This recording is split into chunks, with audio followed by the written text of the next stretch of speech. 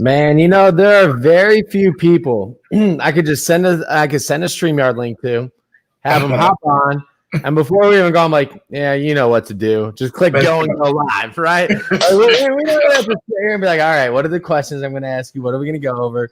It's like, no. We know what to do. Here we are. Sekou, Krem, what's going on, Sekou? What's going on, brother, man? Hey, listen. Yeah. I'm not going to front. I'm busy as hell. Yeah. Dude, in the last 24 hours, hours, right, I've gotten no less than probably 200 leads, inbound leads, based on the content that we're putting out. These are passive. This is inbound, passive stuff. Yeah. Posts that we're doing, videos that we're doing, stuff that we're sending out, and the call. So yesterday. 2K Wednesday. If you haven't tuned in yet, tune in to 2K Wednesday. Dude, we got to change the name. Why is that? How many did you hit? Dude, we were at 2,000 by 6. What? Yeah, we were at 2,360 contacts by 6, and then people kept reporting. People reported another 1,000 contacts by 7 o'clock.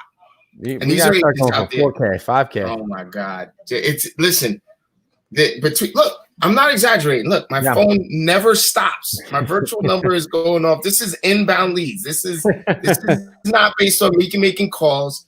This is content that we've put out. Right. I wish, you know what? You know how you watch those commercials and like you can tell like the guys are like, oh my God, I don't know how to use a mop. Well, the super mop is here.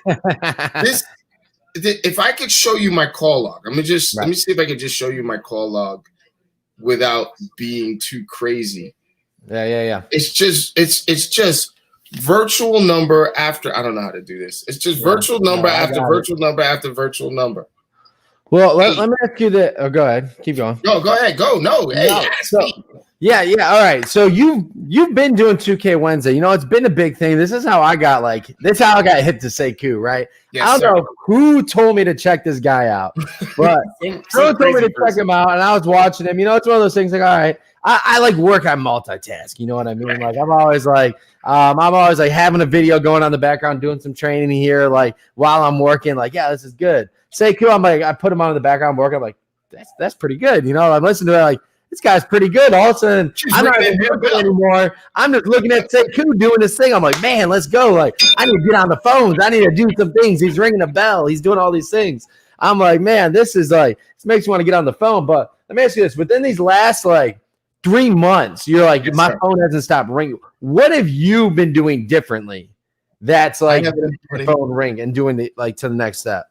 I've been putting out content. So like the thing with me is I'm a head down, just pig-headed discipline, just push through no matter what. I don't care. Okay, people are saying nobody's answering the phones. That means there's more people for me to call. I'm just like every excuse. I just chew it up and use it for a reason to reach out and make contact. Right.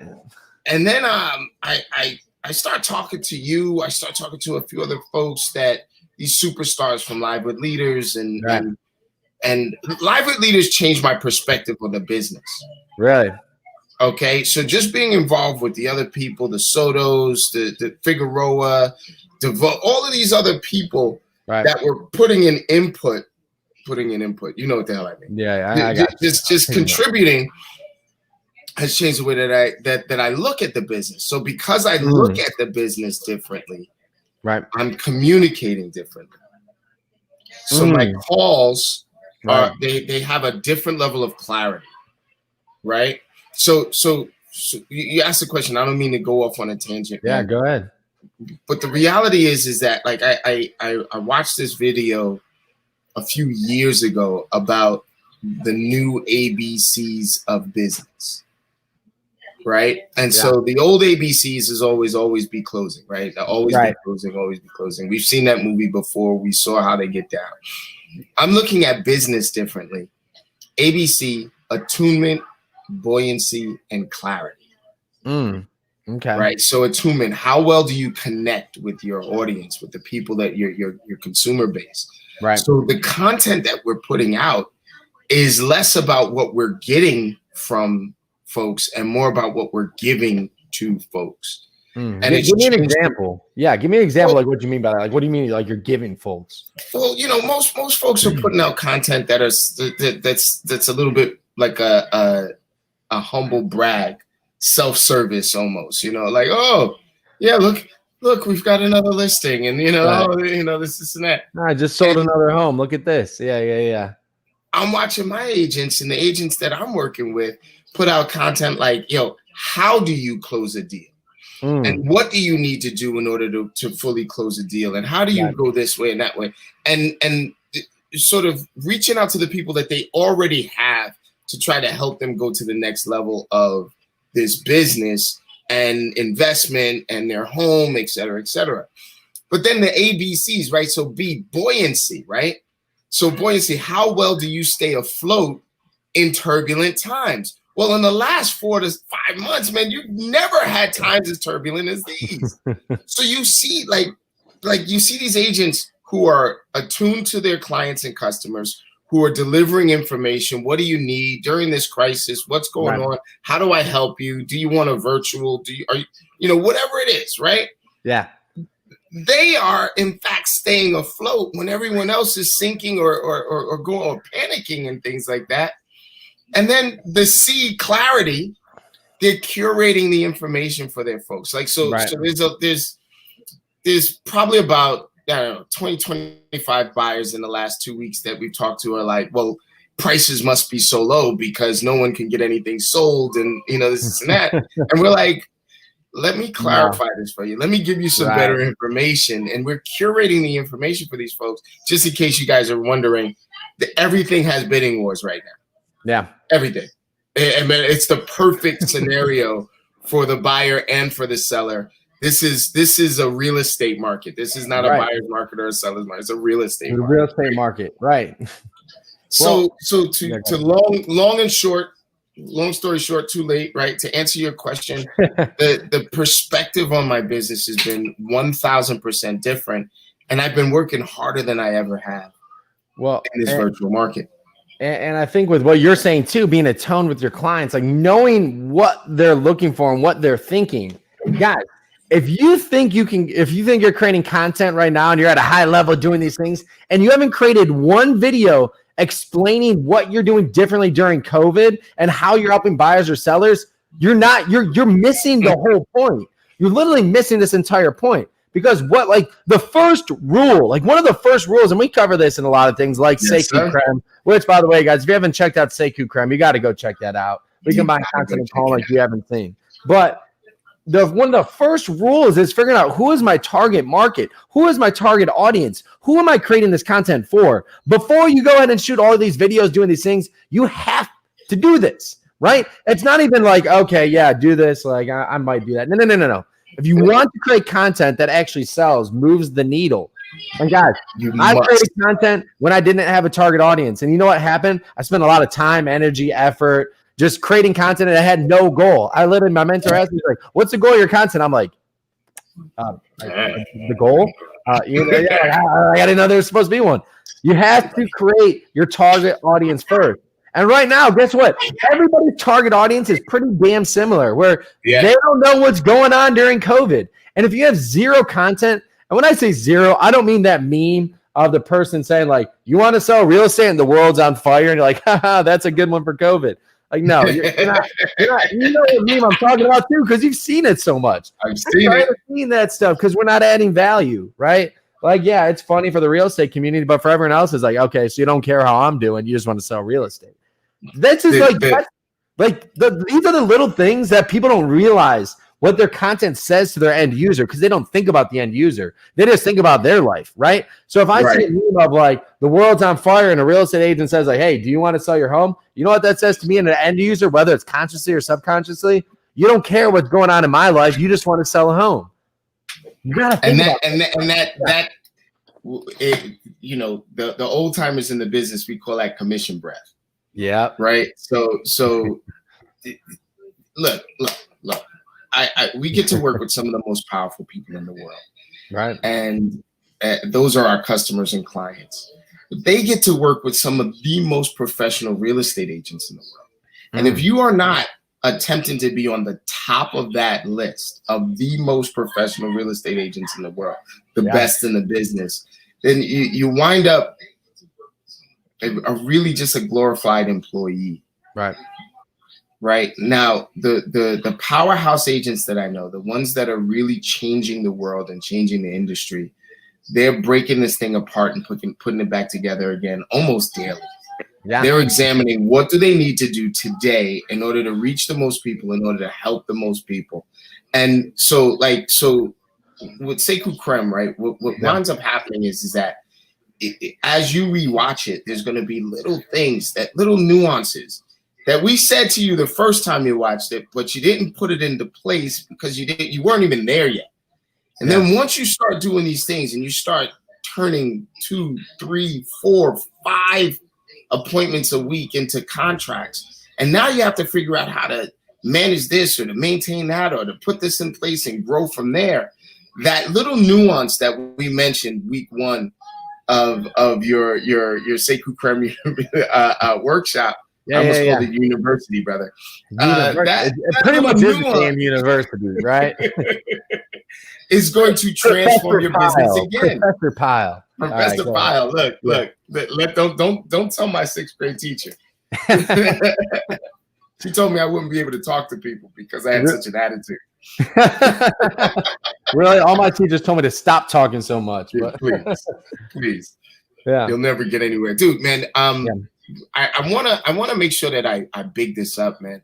So all of the things that we put into the university, look, all of the things that we put into Sekou Krem, I do it daily.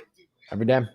I am a student of the sessions that we put together. And I am going to share with you guys, man, I've been putting together little videos to name the puppy. Right. After every single contact, I put a video together and I name the puppy. Our conversions are up 23%. You know how I know that number is damn true? Because when we were doing it at the call center, they were around 21 to 25%. They were like, that's the sweet spot. The conversion. You're saying like actually getting to the appointments and like getting in the doors, right? Yes, sir. Yes, sir. That one little tip can increase your conversions on getting in the appointments by 23%. 23%. I have a leaderboard going. I keep my leaderboard going while we're, whatever else I'm doing. And I'm watching the numbers jump. Right. And so for an appointment, you get 500 points, right? So it's 1 point for an email, 2 points for a text, 10 points for an attempted call, 100 points for a 2-minute phone call, 2 minutes or more, and 500 points for an appointment. I'm watching people put 10,000 points on the board. These people are setting 9 and 10 appointments each. It's ridiculous. Right. I wish I was exaggerating. So for the people who are tuning in, they're probably sitting there like, all right, this is great. Like, this is great. 23%. Like, my appointment ratio can go up 23%. Can you give me the tip? And we'll give you just the one tip here. The one tip. All right. Right. So what we want to do is, right. What up, Anthony? So here's what we're going to do. So the way that we came up with this was basically when you're making calls as a real estate agent, right? When you're making these appointments, one of the biggest constraints that most people have. What's up, Dave? One of the biggest constraints people have is, imagine this. You're talking to someone on the phone. You're talking on the phone. You set this appointment, right? You might do your research and look them up, but chances are you're not going to do that. You might get an email from someone, but let's be honest. How many people check their email every single day? But this random person that you felt a connection with at the time is coming to your house. What are you doing? You're starting to think like, okay, who's really coming to my house? Like, I've never met this person. They said all these things. Like, I don't even know who it is, right? So they're peeking out their window like, is this the right person? Who knows? They might even pretend like they're not home, right? They'll see me like this 6'4" dude walking up their house, or 6'3", and they'll be like, who the hell is this? I'm not letting this dude in my house, right? Also, they don't answer the door. But guess what else happens? This is what could happen for you, right? This is what we call name the puppy. So right after you hang up the phone for an appointment, hell, even a nurture, even if you don't get an appointment or a nurture, you should always do this. And it takes 10 seconds. Hey, Sekou, great talking to you. I'm excited to talk about your home selling goals. I'll see you tomorrow at 5. That's it.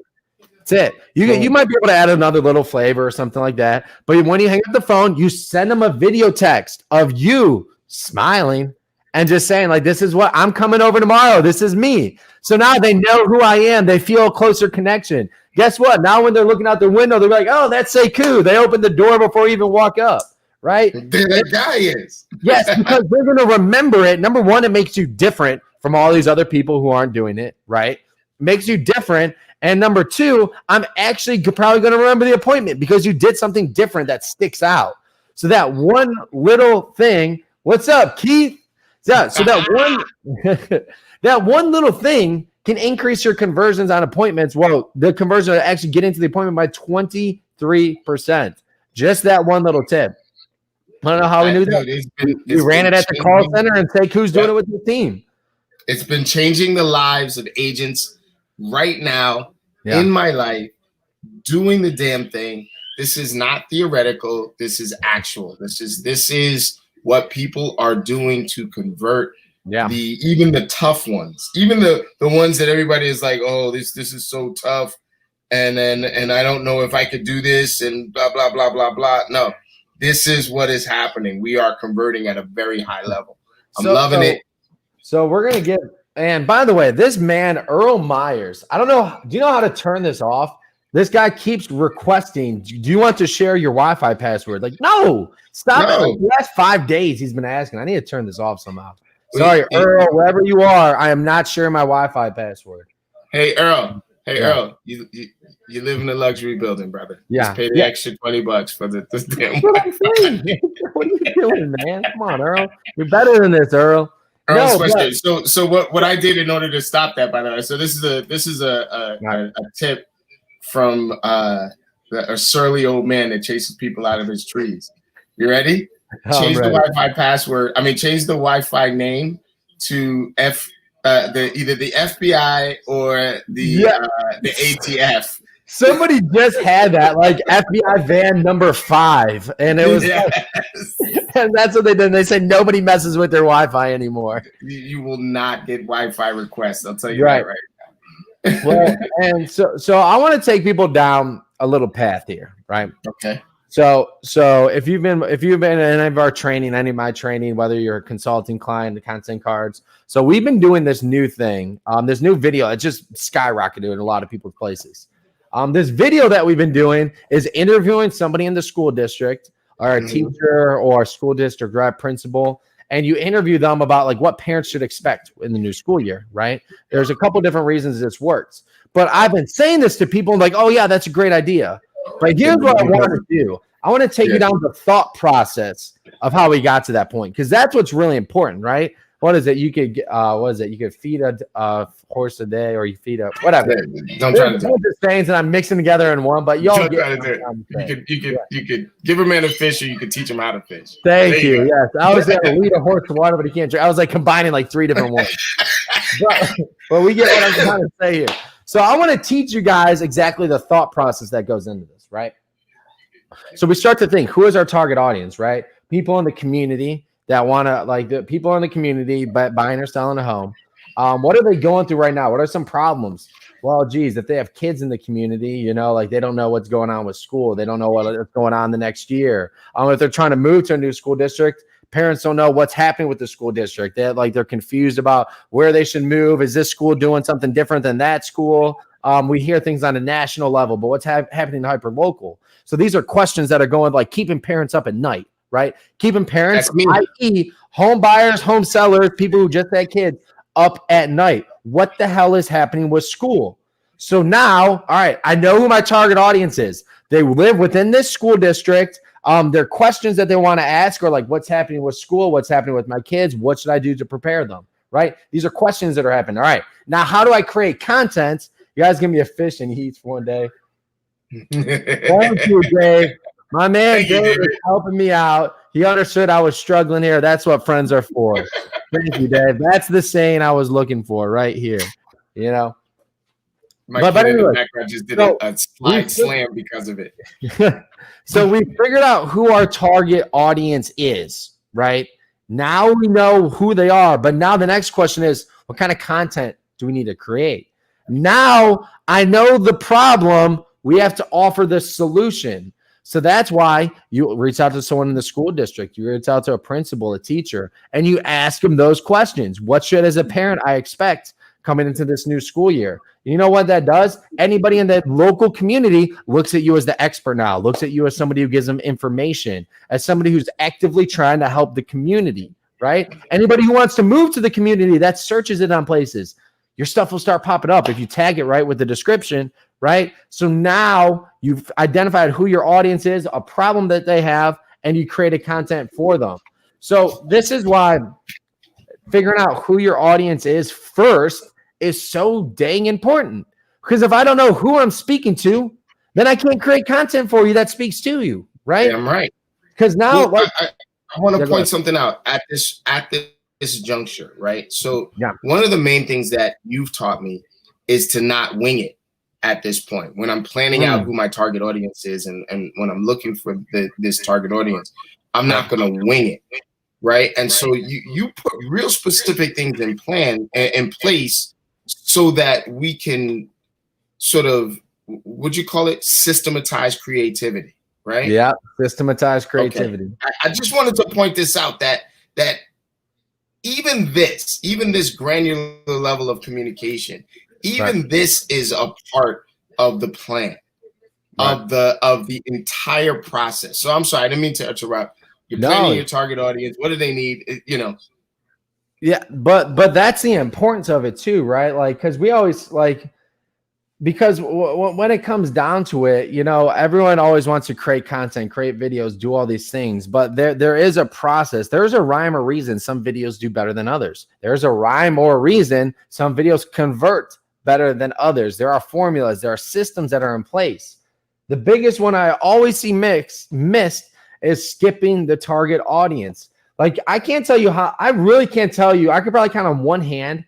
Wow, one hand. How many videos I've seen realtors post about what to do during COVID and like how I'm going to show your home differently and how I'm going to help you as a buyer during this times. Guys, these are the questions people want answered. You're wondering why sellers don't want to sell their home? Because they probably still think there's going to be hundreds of people coming through your house, right? You haven't went out there in a video and told them, we're not going to do that. We're only going to show the 1 or 2 or 3 or 4 or 5, maybe 6 offers, right? Because there's so many offers on home now. Right. Only those people are going to come see it. And even then, you don't have to be like, these are questions that people don't know the answers to. And guess what? When people don't know what's going on or it's the unknown, they don't take action. They don't do anything. They just sit and wait because you, being the expert, haven't told them this yet. This is why you have to start with your target audience. These are questions that they have right now. After this, you're probably hyped up. Yes, go shoot that video. Tell them what happens when you list your home. Guys, there's multiple offers being had on properties, but people are too scared with everything going on. If you can walk them through and show them that it can be a safe process for them, you could sell more homes that way. It's really that simple. So I am going to combine the call aspect. Yeah. Content that Nick just put out there. So this is worth money, what you are seeing right now. So I don't know who's out there. I don't know who needs to hear this. Yeah. But what if you were to record that video and you were to put in that video, hey, I know you're selling on your own. You're for sale by owner. Let me ask you this question. Who do you think is confident enough to walk into a for sale by owner's house right now without any kind of guarantees? And then you'll give them a call and say, hey, I just sent you a video. When is a good time for us to talk? Now, I hear from every single agent, oh, I hate doing cold calls. I hate doing cold calls. I hate doing cold calls. Hey, how warm do you think the call would be if you gave them food for thought and then gave them a call? Yes. Ask for the appointment. You'll probably convert, I don't know, at a ratio of, ready? 23%. Normal conversion rate is in the single digits. Yeah. 1 to 7%. Yeah. 23%. And here's the thing. Yes, it'll loosen you up a bit because now when you're calling them, and that's a great plan. Again, this is the content and calling aspect, guys. It does take a combination of both. And if you guys want to learn more tips like that, you got to go to SekouKrem.com. But just that one tip, like you said, Send them that video first, instill that doubt, and now when you call, they're gonna know who you are, right? Yes, It's as simple as that. You got to do these things, because I'll tell you what, Sekou's team's doing it. People I'm talking to are doing it. Now you're just falling behind, but you don't have to. You go to SekouKrem.com. But boom. What a great way to end the month of July. August is coming. Usually folks are away on vacation and all kinds of other stuff is happening. The thing that Nick talked about is that parents are anxious about what's happening next with school. I doubt a bunch of people are going on vacation. I doubt a bunch of people are going away. I don't care what side of the line you're on around COVID, not COVID. I think that the next steps are about stability. So if you know, like I know, the fact that stability starts with the home, as agents, you better get on your mission. You better get your content together. You better get your contacts together, and you better start putting together contracts. Or I don't know, man. Maybe we're looking for PPE for you too. Right. I'm gonna leave everybody here. Leave everybody off with this. While everyone else contracts, it gives everyone else room to expand. Right. Yes, sir. The easiest way to expand is when there's open space all around you. Right. It's tough when you're shoulder to shoulder. Right now, so many people are contracting with their business. They're not making the calls. They're not shooting the videos. They're not doing their marketing. So they're going like this. It gives other people room to expand. And this is the time to go somewhere, plant your flag, and start taking over. Right. I love it, brother. I love it. Hey, guys, go ahead. Go check out SekouKrem.com. Sekou, always a pleasure, my man. Man, it's my pleasure too, brother. See you all. Peace.